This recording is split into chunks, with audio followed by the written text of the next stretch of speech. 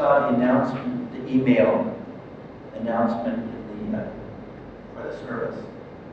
Only a couple. Well, we had a little fun with the announcement, and it was, if you could guess the Ananda theme song.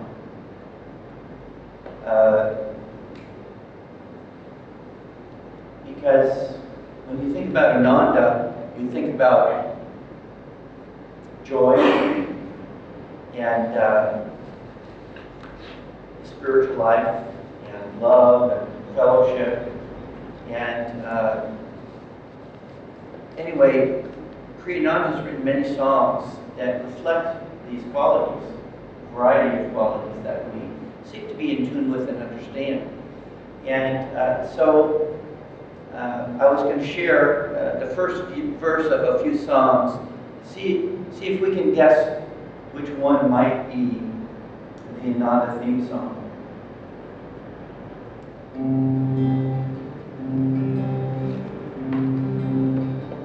Come gather around,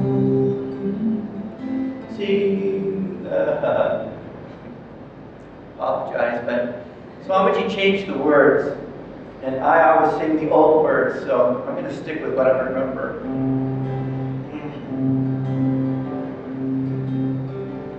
Come gather around, we'll sing the blues away. Dawn now is breaking, and the mountains say, it's only light can make the darkness run. Lift up your head, greet the rising sun. Greet the rising sun. That's nice, huh? That would be a good theme song. No. But that's not it. That's a good one, but that's not it. If great word, we would have remembered. Yeah, That's logic. okay, let's try. Too much logic there. Let's try another one.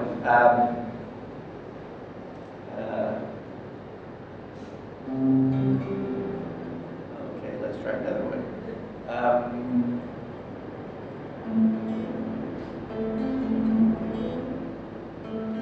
What is love? Is it only ours? Or is love whisper in the flowers? Surely we, children of this world, could not love by our own power.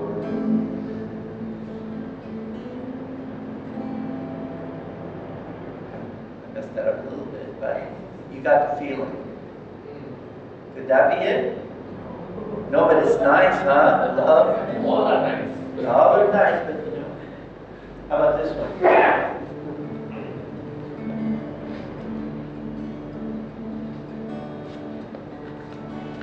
I've been in many countries and mixed with many men.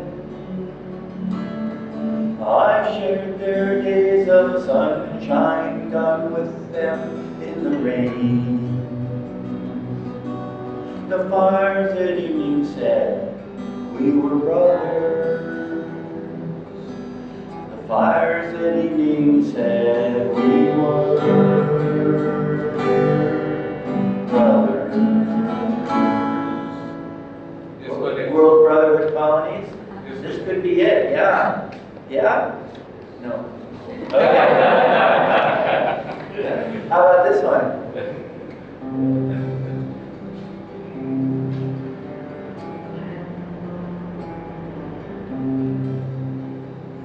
Peace gave us the mountains, peace gave us the sky, bird songs that call us to welcome. Then I can't remember the words.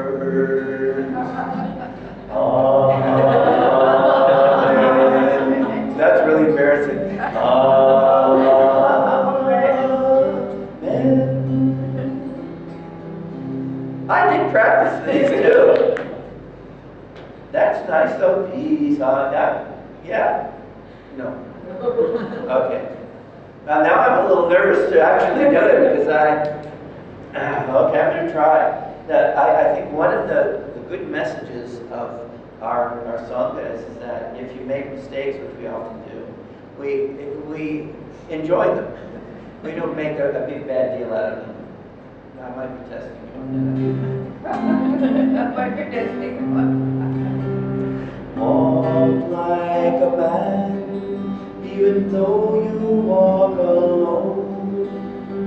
Why court approval once the road is known?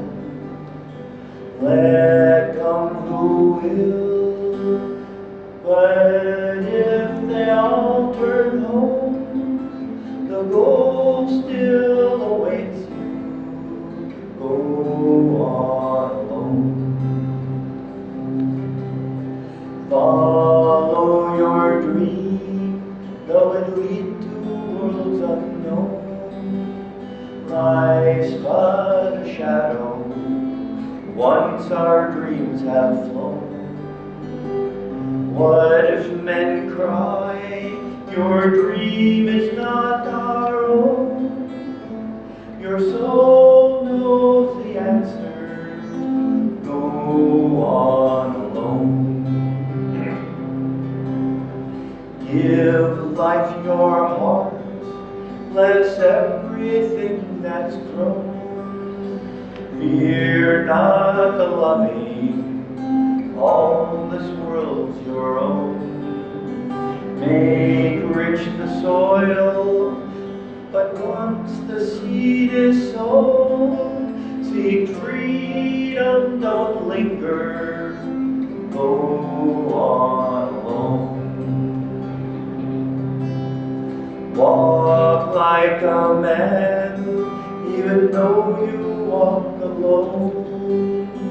Why court approval once the road is known? Let come who will, but if they all turn home, the goal still awaits you. Go on alone. Go on alone. Go on alone.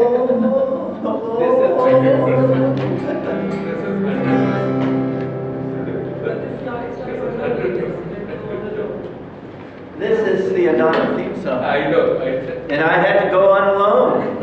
If you all did the song, I would have had to go on. The joy you had on your face, it showed difference. Whenever you start on an adventure, you don't really know how it's going to turn out. Except that if you have the right attitude, as I said in that reading on perseverance, then you do know how it's going to turn out. It's going to turn out positive in your own self. And the outer details don't really matter. All of us have found ourselves in life at times challenged by our circumstances.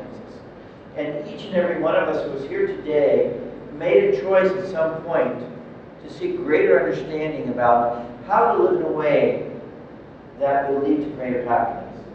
And each of us, when we made that choice, experienced certain challenges that tried to dissuade us from that choice.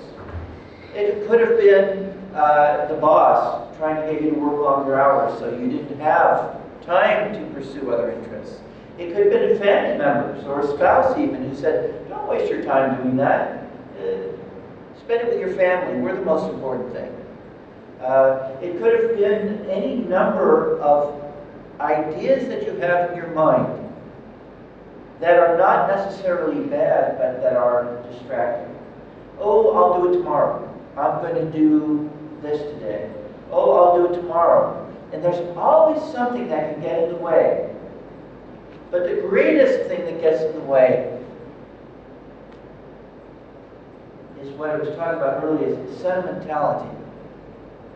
In the reading he says, sentimentality, you have to stick to your principles. You have to be loyal to following the highest path in life. And Ananda community, it's fascinating because here we have our probably thing that we sort of share the most is spiritual community. And we share Kriya Yoga, the teachings of Paramahansa Yogananda. But we embrace spiritual community. We embrace an environment that is, by its very structure, a group. And yet, our theme song is Go On Alone. And you go, well, wait a minute, that doesn't quite make sense. But the fact is that even in a group, who are you with? I ride the metro regularly. And when I'm on the metro, I'm with a lot of people. But I'm actually alone. There is only one way to not be alone in life. To be one with God. That's the only way to not be alone. But along the path to God, we create a relationship with the God that we can't fully receive. And that relationship is always present. So in that, we're also not alone. But even when you're with your spouse, when you're with your very best friend, are you really together? You might have together thoughts sometimes. I remember years ago when I was attending a Kriya ceremony. And in the Kriya ceremony, it's very moving, and you just feel so inspired. If it's not your first ceremony, then you feel recharged and ready to give additional focus and enthusiasm to your practices. And at the end of the ceremony, we always, out of respect, we always back out. We don't turn our back to the altar. And during this backing out, we sing roses to the left, roses to the right. Roses front and behind. Roses, roses. And they represent God's blessings. The blessings of the masters and those who've gone before us on the spiritual path. And they're showering us with their encouragement. And as I was backing out, I was feeling that sense of connectedness that we have in spirit. And I realized that I couldn't be one with all of these people outwardly, but I could be one with them inwardly. And so, even though I perceived myself as, my ego, my sense of personality, when I reached out and felt that larger reality, I realized that even though each one of us perceives it slightly different, it's like the lenses that we look through are slightly different, but we're seeing the same thing. We're seeing spirit. And in that sense, all of us are together all the time. Because in reality, there is only one God. God has become the creation. We are all parts of the same one reality. Our goal is to awaken ourselves to the awareness of that truth.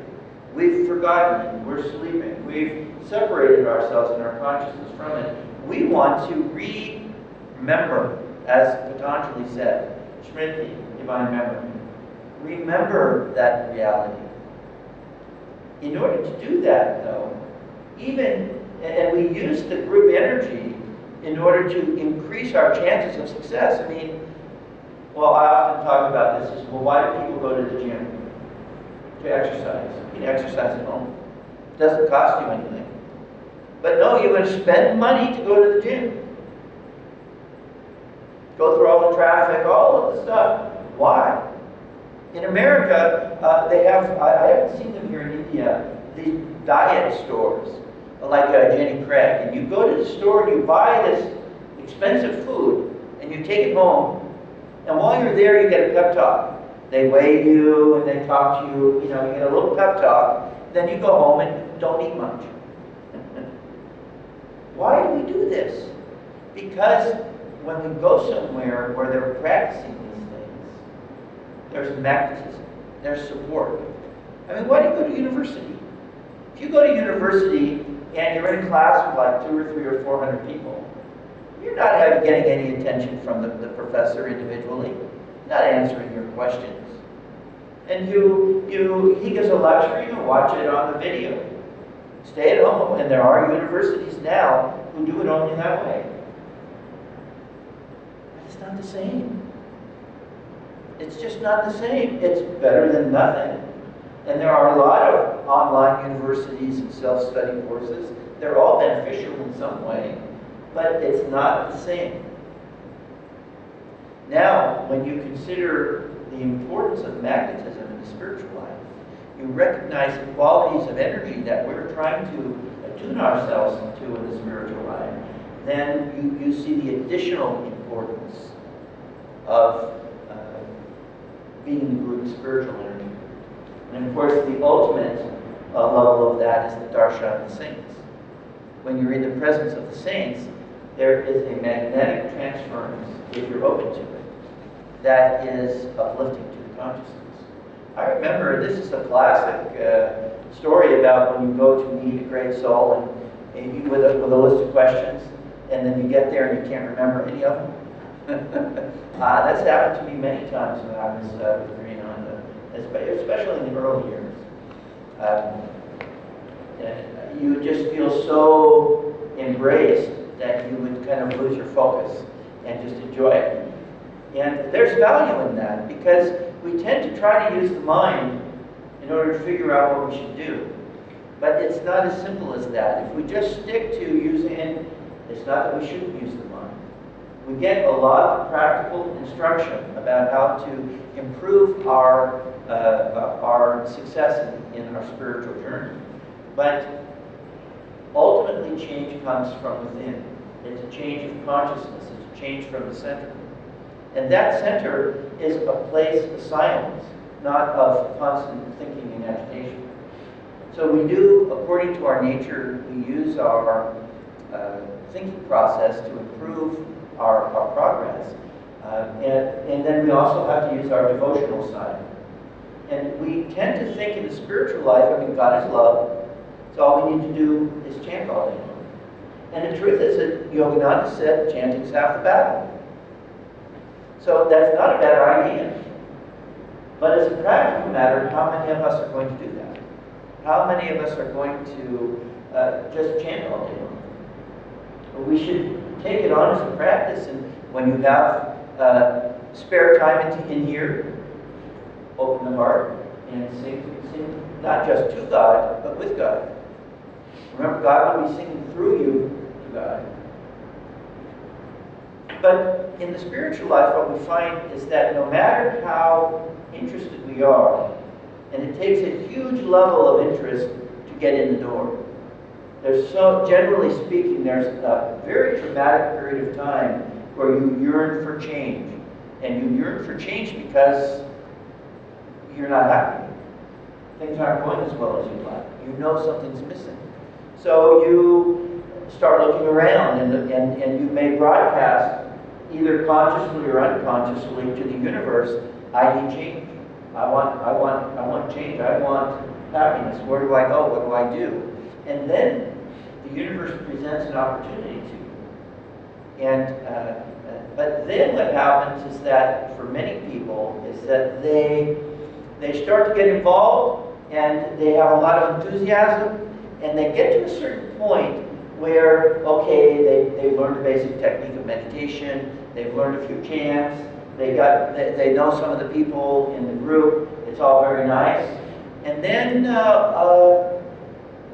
sometimes in very subtle, sneaky ways, things start to crop up. Oh, like I said earlier, a new project at work. Or the relatives need something. The spouse needs something. Or somebody in the family says, you know, you're really becoming a fanatic. You're really going crazy with this thing. And this is an interesting thing, is if you were to become a musical instrument fanatic, people would just tease you. Oh, you're going crazy with that flute. But it wouldn't bother them very much. But and if you said you wanted to learn a new skill at work, so I'm learning to computers, I'm learning a new program, I'm learning some other thing, that go, oh, good for you. And you were really doing it, intensively. Some people later in life, they go to college again. Nobody's offended by that. But as soon as you turn towards the spiritual life, you'll see how people crop up and go, oh, no, that's so fanatical. Or that's not the right way to go, you should go my way. Go to where I go. Oh, and don't spend so much time doing it. What do you mean you don't want to talk? Now, in India, somebody wants to be vegetarian, it's not so crazy. Although there's many more non-veg people in India today than there have been in the past. But in America, when I started, I went to my friend's home for dinner, and I had become a vegetarian.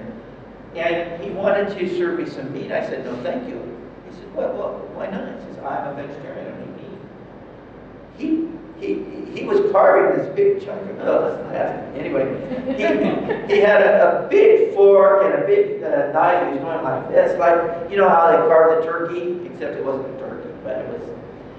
He put his utensils down and he looked at me and went, how do you live?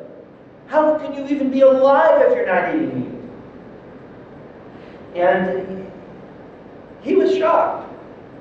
And it was very hard to get vegetarian meals now. Of course, many years later, you can get veg meals on airplanes and many restaurants. Here in India, of course, it's quite easy. But those can be deterrents. Those all can be, or, you always wanted to be a musician. So you really get into your music, and next thing you know, you're off trotting around the world in a band. Yeehaw! Where's your spiritual life? When I came, I had come out to the Red Autobiography of a Yogi, and I realized that I was alone and I needed support, but I couldn't find it, and I was in college, and none of my friends were interested in the spiritual life. No, I didn't know anybody who was really interested. Not only did they need to be spiritually interested, but then they needed to be interested in my particular path. I didn't know. There was nobody around me. I was alone. But even at that time, I did what I could to keep going. And this is an essential component of the spiritual life. Whether you're surrounded by other devotees and supported or not, we all experience ups and downs. Periods in life when everything's going really well. Our meditations are going well, our business is going well, our health is good. It's like, and when you feel that, and when you have a really good meditation, when we really have a really good meditation, you feel like you're never ever going to have a bad meditation again. You know what I mean? You feel like it's so good, and it feels so much like home. Like, how could I ever have not, been here and done this and stayed here? But sure enough, a day, a week, or a month later, it's not as good when you meditate. That doesn't mean it's bad. It just means that we do have peak experiences in the spiritual life, but there's a difference between a peak spiritual experience and a peak material or worldly experience. When you experience life with your emotions, the peripheral of your consciousness, you have ups and you have downs. When we have up experiences in meditation, we don't have an emotional letdown. When you have an uplifted experience and it starts to recede, you feel thankfulness. You feel so appreciative of the experience rather than, oh, it went away. Oh, I'm mad at you, God. I'm never coming back unless you give it to me, You don't react that way. You're at peace. And this is one of the important ways to tell the difference between deep spiritual experiences and other kinds of experiences that you can have. I mean, sometimes people will break out into tears when they're either doing kirtan or even in meditation. Those tears can be positive expressions or they can be emotional expressions. Now, that doesn't mean that all emotional expressions are quote-unquote bad, But you have to remember that when you allow your consciousness to go into the emotions, then every up is going to experience a down. And this up and down process is what we're trying to get past. But we're not just trying to make the world flat. We're not trying to get to a state of indifference. The thing is when you become even-minded and inwardly connected, you experience potentials of higher consciousness that you can't experience when you live in the up and down. So you're not going to a cessation of pain and discomfort. You're going to a positive state of higher realization, which includes all of the aspects of God that we talk about. Joy, peace, love, energy, power, light, sound. All of these things, wisdom, they're all part of that higher experience. But when you go with a group, you know, if you go with a group pretty much anywhere, it's hard to keep everyone together. You know, you're in a group, but everybody's, you know, wandering around. Everybody in life, even though we're in a group energy, is going at a different pace. You know, you have good days, you have bad days. Now, in the group energy, the people having a good day can help the people who aren't having such a good day. But too many people having a bad day can really slow the group down. I remember going on one of the pilgrimages to Calcutta, to the shrines associated with Yoganandaji's life. And I'm not normally a tour person, a pilgrimage person. Normally I would go to these places by myself. But I thought, you know, they really know all the ins and outs of where everything is, and I'm going to go, so I don't even have to think about it. And that was a real advantage, because I didn't have to think about a thing. Everything was taken care of. All I had to do was be inwardly connected. And they took us all to all the great places, and I really do encourage you to do one of these pilgrimages if you have the chance. And if you've been on one, you know how nice it is. But there was one point when we went to Serampore, and we visited what's left of Sri Yukteswar's ashram, and then we went down to the Ganga, and then in the autobiography of a yogi, there's a story of the banyan tree where Babaji was, and Sri Yukteswar met him. And I'm under the impression that this is the same tree, somehow a relative of that tree. I don't really know that lineage, but we celebrated it as that. We know it was in the general area. We sat down to meditate there, and the Ganga's right there. And this is like, for a Westerner, this is just like a mythological experience. To go into the storybook of India's incredible spiritual tradition, and to be sitting where saints have sat basically for thousands of years. And then the special story of Babaji and Sri Yukteswar. So I know that they've walked this place, and so we're sitting and we're meditating, and I had a nice experience, and I didn't want to get up. I just absolutely did not want to get up. But the group had to go. And I was the last one, and Di, my feature, get going. And finally I had to get up and go.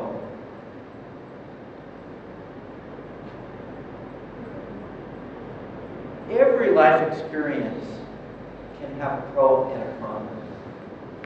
The con was that I had to get up and go. The pro is that I was there. I was having that feeling. And if I had been, completely capable, I would have carried it without any diminishing effect. It stayed for a while. I wasn't completely unable to hold on to it, but nevertheless, these things happen. In the community, in Ananda communities, we experience this incredible ebb and flow of interaction and individuality, and time when you're with a group, time when you're with yourself. And we encourage this and recognize it. But it's essential to cognize that in the end, we are not going with a group to God. We are going as individuals. We go, each one of us, alone to open ourselves up to God's presence in our lives. And as much as we appreciate the group support, as much as we need to support others, even for the sake of our own growth, which is mutually beneficial, still the truth is that we each go alone to God. And when Swamiji wrote a play, Jewel in the Lotus, and in this play, in the very end, the storyteller, who was a disciple who had gone astray, a group of them realized that the master was up on the mountain and they were being called to the master. And in the end, he said, "Go ahead, I'll meet you there." He recognized that for himself, in the end, in the journey, it's such a personal experience. It's this incredible journey. You know, we love these romance novels, or many people do, and or we love these dramatic stories. And they're dramatic stories because there's this incredible up and down and sideways and this way and unexpected events and this and that and this tragedy and that victory. We have all experienced that. For we don't even know how many millions of years through our journey through the creation. But we have come to that point in that journey where what we say is, you know, if you ride horses, horses live in the stables.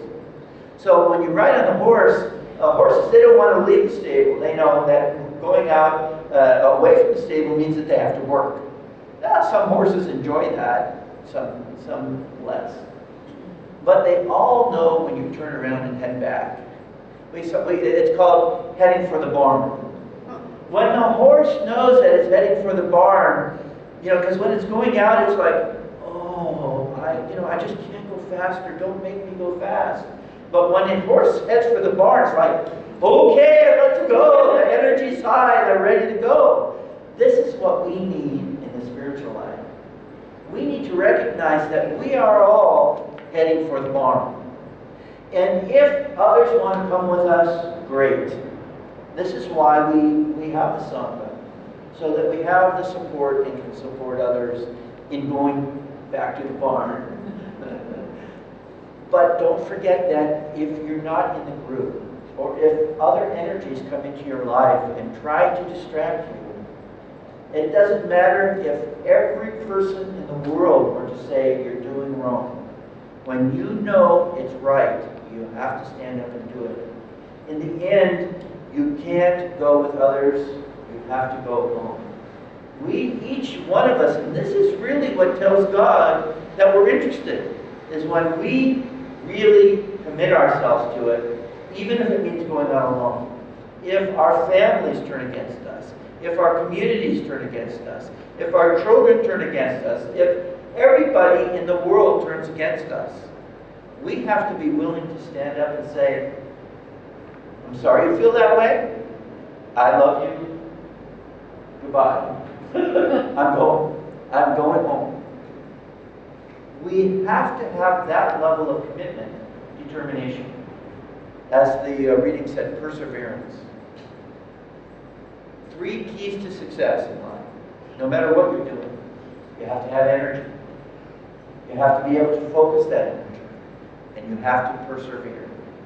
You have to not give up. And the whole purpose of Ananda Sangha is to create an environment for not giving up spiritually. For serving each and every one of us in the best possible way that we can in order to be experiencing the support and the commitment. And this is when you see people, I mean, look at Anandaji. Over 60 years, he dedicated himself, and he had a lot of opportunities to turn away. If you took it strictly on comfort, he could have done a lot of different ways. But his comfort, and if you see videos of his talks during the last 2 or 3 years of his life, you see that his body was giving up, but his spirit was shining. I never saw him more radiant. It was just so beautiful to see. I remember saying to him when I said, Swamiji, we're so happy for you. We're all so happy to see that light. And when we serve and we live in the Sangha, we're so happy to see the light in you. This is how one of the ways we serve each other. So, no matter where you are, no matter what you're doing, keep your heart connected to Spirit. Keep your center, the spiritual eye, the heart to the spiritual eye. And remember, there is no experience in life that God is not giving you. God is giving you every experience that you have for your spiritual benefit. No matter how difficult it may look, no matter how potentially distracting it may be, it's a gift from God. But we have to receive the gift properly, in the way that leads to God, that leads to the growing of that inner relationship rather than the disconnecting. Sister Gaudamata said once, when a big challenge was coming into her life, she said she wanted it to go away. But as she got more into the truth of it, she finally came to the prayer. She understood the prayer that was the right prayer. She said, Lord, change no circumstance in my life. Change me. This is the key. It doesn't matter what it looks like. It's our internal awareness and focus and acceptance, but also accept what it is, but also accept that it can be changed if it's in God's will to be changed. In other words, we don't have to accept all hardships. We can try to improve our lives, but we shouldn't give up our equanimity regardless of what takes place. Says, Lord, I have this challenge. I would prefer not to. If you can take it, thank you. If you can't, then help me keep the right attitude. In the end, we all must come to God. You come into this world, you're alone. You go out of this world, you're alone. Even if a crowd of 1 million people were around you, you'd be alone. As long as you're in the ego, you're separate. But once you're free from the ego, you're one with all. And this is our goal. We don't want to be dissuaded from that goal. Be dedicated to your spiritual path. Be loyalty is the first law, as Ananda said in the reading. And then, if you need to, as we all will, go on alone.